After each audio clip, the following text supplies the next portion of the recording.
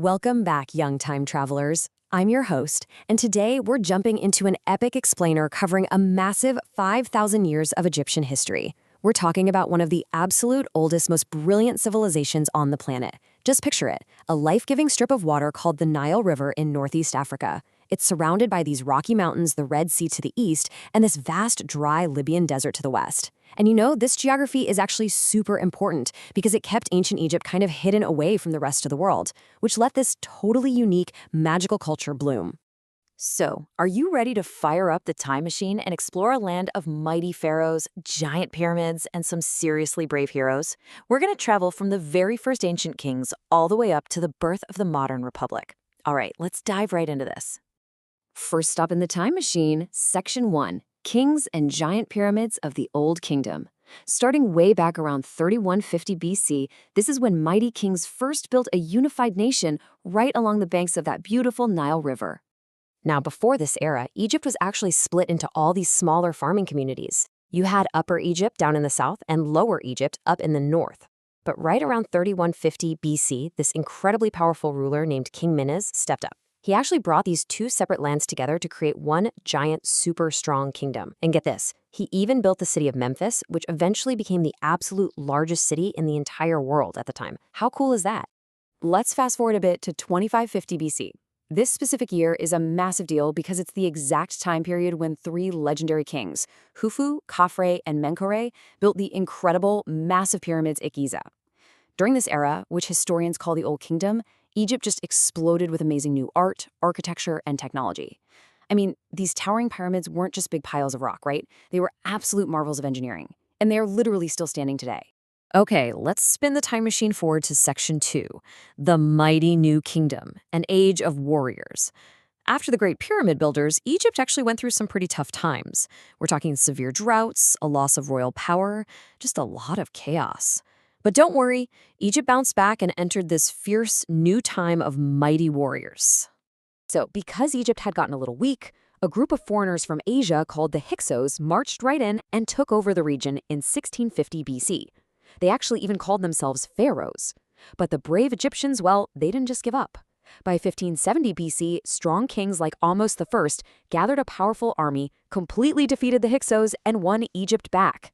This victory kicked off the New Kingdom, which paved the way for super famous, powerful rulers like Ramses the Great in 1279 BC, who led his people into some truly grand battles. Speaking of battles, Ramesses the Great fought these huge, epic wars against a rival empire known as the Hittites, especially at this really famous place called Kadesh. It was a fierce, fierce fight with no clear winner. But, and this just brilliantly illustrates his wisdom, instead of just fighting forever, Ramesses and the Hittites did something completely unexpected. They agreed to stop the war. In 1258 BC, they actually signed the very first recorded peace treaty in human history. And that brings us to Section 3. Greeks, Romans, and Cleopatra, the final pharaohs. Over the next several centuries, because Egypt was just so rich and beautiful, new empires from across the sea came marching in, all trying to claim that incredible wealth for themselves. So in 332 BC, the legendary conqueror Alexander the Great marched his army right into Egypt. And the craziest part? The people let him take over without even putting up a fight. After Alexander, this Greek family called the Ptolemies took charge. They built the famous, sprawling city of Alexandria and actually ruled for nearly 300 years. Their very last ruler, the incredibly famous Queen Cleopatra. But eventually, even she was defeated, and Egypt was taken over by the mighty Romans, led by Emperor Augustus, making it an official province of the Roman Empire. Let's keep moving and fast forward our time machine to Section 4, Arab and Ottoman rulers and the Islamic dynasties. A brand new culture is about to arrive from the east, and trust me, it is going to change Egypt forever. In the year 641 AD, Arab armies arrived and took complete control of the region, building all these new fortresses right along the Nile. And when they arrived, they brought their whole culture with them, and most importantly, the Arabic language. Guys, this is a massive turning point in our historical journey today. Why? Because Arabic is still spoken as the official language in Egypt right now, over 1,000 years later. Over the next 1,000 years, control of Egypt passed through a whole series of really powerful Islamic dynasties. First, we had the Tulunids, who were the very first to rule Egypt independently from the larger Arab Empire. Then came the Fatimids. And the Fatimids are super important because they actually built the bustling modern capital city of Cairo from the ground up. After them, the Mamluks took charge. That is, until a massive, seriously powerful empire from Turkey called the Ottoman Empire marched right in and conquered Egypt in 1517.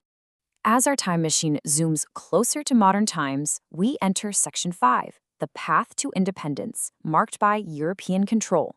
Now, European kings and generals are looking over to Egypt, and they want a piece of this amazing land for themselves. Even the incredibly famous French general Napoleon Bonaparte tried to take Egypt. In 1798, he brought his army all the way across the sea, hoping to claim the territory.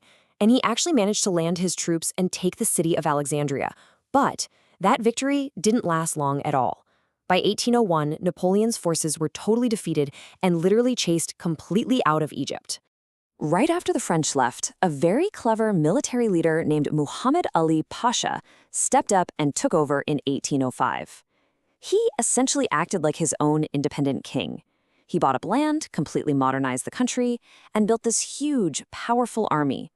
In fact, his armies were so strong that they expanded Egypt's borders way far to the south into Sudan and even across the Red Sea into parts of the Middle East. But as history goes, Egypt's complete independence didn't last. By 1882, the Ottoman Empire was really weakening, and British troops landed in Egypt, taking full control of the country and its super important waterways. The British ended up staying for decades. But the brave Egyptian people never ever stopped wanting their freedom. On March 8, 1919, right after World War I, the people staged a massive, fierce revolution all across the country. They pushed back so hard against the Brits that the Brits were eventually forced to declare Egypt an independent nation. We've finally reached the very last stop in our time machine journey today. Section 6, Egypt becomes a republic in the modern era. So here is exactly how it happened, step by step. First, in 1948, a brave military leader named Gamal Abdel Nasser organized a group called the Free Officers. Their main goal? They wanted to completely get rid of the royal family and kick out any last bit of British influence. Second, in 1952, they actually launched a successful coup and overthrew the king. And finally, step 3. On June 18, 1953, the monarchy was officially destroyed forever, and the brand new Republic of Egypt was born. Wow, what an absolute ride! We've zoomed through 5,000 continuous years of brilliant builders, powerful conquerors, and everyday heroes fighting for their freedom. We went from King Menes uniting the lands, to massive pyramids, to ancient peace treaties, all the way to the birth of a modern republic. So looking back at all of this incredible, mind-blowing history, which era of Egypt's epic story do you want to explore next?